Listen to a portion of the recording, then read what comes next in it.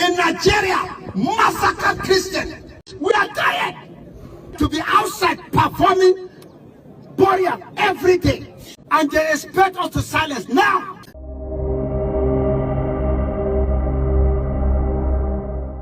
The world often looks away from slow-motion tragedies. For the Christians of Nigeria, the tragedy has been unfolding since 2009. As Boko Haram ignited an insurgency, violence spread across the north and central regions. Countless communities were engulfed in fear. The numbers are imprecise, but they paint a staggering picture of loss.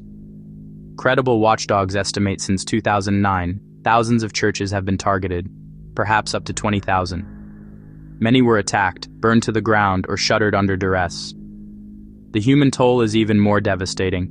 Tens of thousands of Christians killed. Not in a conventional war, but through targeted raids, ambushes, and bombings of places of worship. A quiet, persistent slaughter of Christians. We rely on estimates because official counts are incomplete. Attacks strike remote areas. Local authorities are overwhelmed. Nigeria military, though sabotage here and then, tries his best, but there is political reluctance to confront the full scope. Subsequent government denying any form of Christian massacre. Different organizations, like Christian Association of Nigeria, Open Doors, and others, compile varying data. But whether the displaced number is 800,000 or exceed 2 million, each uprooted family bears the same grief. A life uprooted, a future thrown into uncertainty. The figures differ, but the trend is undeniable. A sustained, brutal campaign against the Christian faith community. A vast, often invisible diaspora within Nigeria's borders has taken shape. Millions, disproportionately Christians from vulnerable regions, have fled farms, businesses, and ancestral homes. They seek refuge in camps or with distant relatives in safer cities. They are internally displaced, not crossing borders, so the world rarely looks. They become their own country's forgotten people, living in perpetual limbo. Displacement hollows out culture, community, and economic stability. Property destruction completes the triptych of devastation. A church is more than a building. It is a community's heart. It is where babies are dedicated, couples married, the dead mourned. A center of education, social support, and identity. When a church is razed, the message is chilling. You are not welcome here. Your faith is not safe. Your very existence is under threat. Homes, clinics, schools, systematically targeted. This is not random violence. It is the deliberate erasure of a people's presence from their land. The violence is most acute in Nigeria's middle belt. Between a predominantly Muslim north and largely Christian south, and across the northeast, villages become front lines.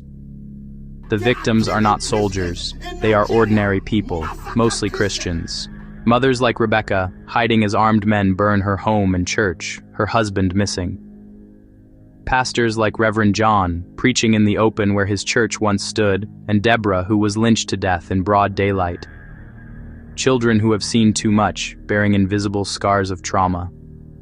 Perpetrators include Boko Haram and ISWAP masquerading as herdsmen, yet the reality is more complex. Heavily armed militias, ransom kidnappings, and raids for plunder also stalk these regions. Long-standing herder-farmer conflicts, exacerbated by climate shocks, scarce land and water, and proliferating weapons, fuel the bloodshed. To understand the suffering, listen to the stories rarely told beyond camps or church halls. Leah Sharibu, abducted in 2018, was retained because she refused to renounce her Christian faith. Her ongoing ordeal symbolizes the wrenching choices forced on many: convert, flee, or die. Survivors face immediate needs, security above all. Many Catholic Reverend Fathers have been kidnapped and killed. Many Christians sleep in shifts or hide in the bushes at night. They need a state that can and will protect them. They need food, clean water, shelter, medicine, and trauma care. Rebuilding is more than bricks. It is restoring the fabric of community. Trust, livelihoods, and safe schooling must return. Local and international groups do heroic work. but the needs dwarf the resources. Nigeria, Africa's most populous nation and largest economy in Africa, is a linchpin of regional stability. Instability can spill over, create new refugee flows, and nourish global terror networks. Ignoring this crisis is not only a moral failure, it is a strategic one. Many in the comfortable West avert their gaze from distant suffering. But they have a moral obligation, solidarity, not pity. Awareness is the first step. Refuse to let this story be buried. Give to reputable groups providing direct aid, ICRC, Doctors Without Borders, Open Doors, Aid to the Church in Need. Your gift becomes a blanket, a meal, medicine, a lifeline. Use your voice. Press governments to secure civilians and hold perpetrators accountable. Share reliable reporting. A chorus is harder to ignore than a single cry. Face the facts and end with determined hope. Across Nigeria, communities are defiantly rebuilding. Neighbors share what little they have. The Christian faith, though wounded, remains unbent.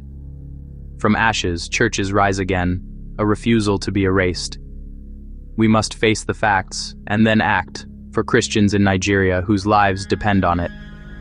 The least you can do is share this video, join the many voices echoing justice for Nigeria Christians.